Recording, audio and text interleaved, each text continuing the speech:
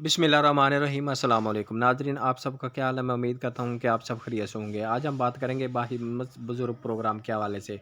को जो गवर्नमेंट है वो मज़ीद इस प्रोग्राम को तोसी दे रही है कि जो बाकी ख़ानदान ऐसे हैं जिनमें 65 साल से ज़्यादा उम्र के बुज़ुर्ग शहरी हैं, उनको इस प्रोग्राम में शामिल किया जा रहा है। इसमें मर्द और ख़वातीन दोनों हैं। तो इसी पर तफ़सील से बात करते हैं। इससे पहले आपसे छोटी-सी रिक्वेस्ट है कि अगर आप मेरे चैनल पर पहली दफ़ा तशरीफ़ लाएँ तो मेरे चैनल को लाज़मी सब्सक्राइब, लाइक और साथ वाले बेल आइकन को ऑल पर प्रेस कर दें ताकि हर आने वाले वीडियो का नोटिफ़िकेशन आपको बर वक़्त मिलता रहे। क्योंकि मैं एहसास फल program, Benazir income support program, Khidmat card, school Wazifa card, Bahimmat Buzurg card, एहसास राशन प्रोग्राम, मज़दूर कार्ड के हवाले से जो भी नई अपडेट होती है इसके बारे में वीडियो अपलोड करता रहता हूँ। तो चलते हैं वीडियो की तरफ। तो जी हाँ, जो बहिम्मत बुज़ुर्ग प्रोग्राम ये एहसास प्रोग्राम पे भी शामिल है और इसका जो स्कोर जिन ख़वातीन का तकरीबन 20 के लगभग है, उनको इस प्रोग्राम में अहल किया जा रहा है। और इसमें जो बाहिम्मत प्रोग्राम में अहल ख़वातीन हैं, उनको जो एहसास प्रोग्राम में भी किस्त देने का फ़ैसला किया जा रहा है।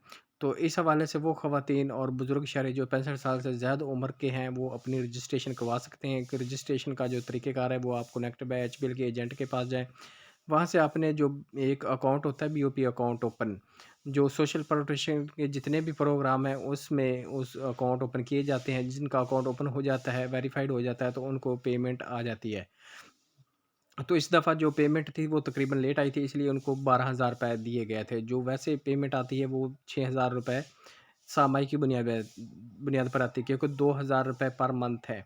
तो इस हवाले से आपने अभी तक रजिस्ट्रेशन नहीं करवाई तो इसकी रजिस्ट्रेशन करवाएँ। और जो पेमेंट लोगों ने नहीं हासिल की, जिनके 118 का एरर आ रहा था, उनका भी एरर ख़त्म हो गया। वो अपनी पेमेंट जो है वो किसी भी एजेंट या रिटेलर से जो कनेक्ट बाय एचबीएल का जो एहसास प्रोग्राम के पैसे देते हैं, वहाँ से आप अपनी पेमेंट वसूल कर सकते हैं।